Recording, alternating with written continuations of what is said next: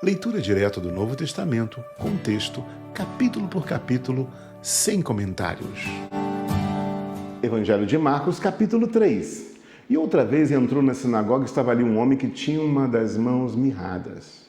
E estavam observando se curaria no sábado para o acusarem. E disse ao homem que tinha a mão mirrada: levanta-te e vem para o meio. E perguntou-lhes: é lícito no sábado fazer o bem ou fazer o mal?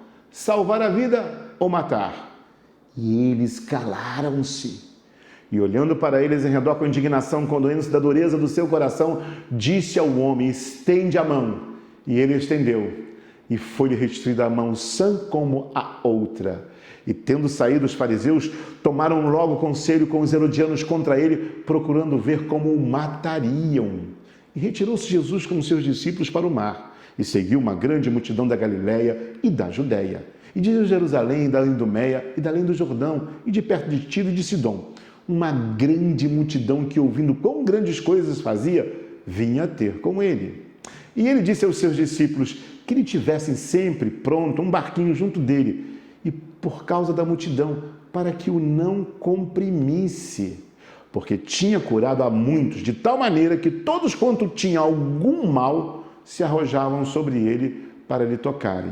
E os espíritos imundos, vendo, prostravam-se diante dele e clamavam, dizendo: tu és o Filho de Deus. E ele os ameaçava muito para que o não manifestassem. Subiu ao monte e chamou para si o que ele quis, e vieram a ele.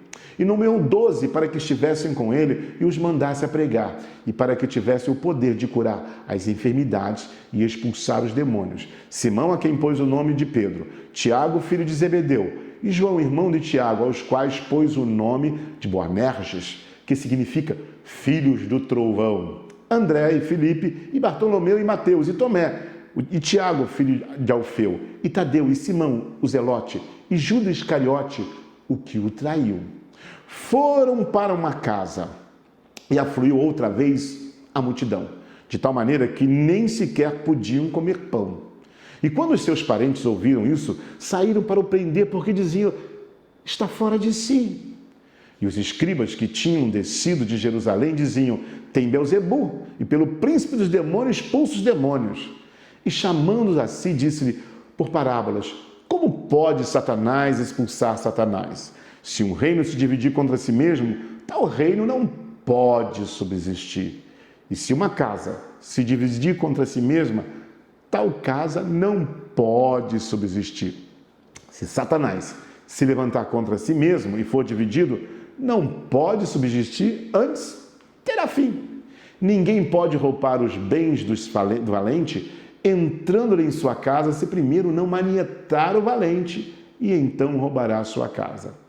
Na verdade, vos digo que todos os pecados serão perdoados aos filhos dos homens, e toda sorte de blasfêmias com que blasfemarem. Qualquer, porém, que blasfemar contra o Espírito Santo nunca obterá perdão, mas será réu de eterno juízo, porque diziam: tem espírito imundo. Chegaram então seus irmãos e sua mãe, e, estando de fora, mandaram-no chamar. E a multidão estava sentada ao redor dele, e disseram: eis que a tua mãe e teus irmãos te procuram e estão lá fora. E ele respondeu, dizendo: quem é minha mãe e meus irmãos? E olhando em redor para os que estavam sentados junto dele, disse: eis aqui minha mãe e meus irmãos, porquanto qualquer que fizer a vontade de Deus, esse é meu irmão e minha irmã e minha mãe.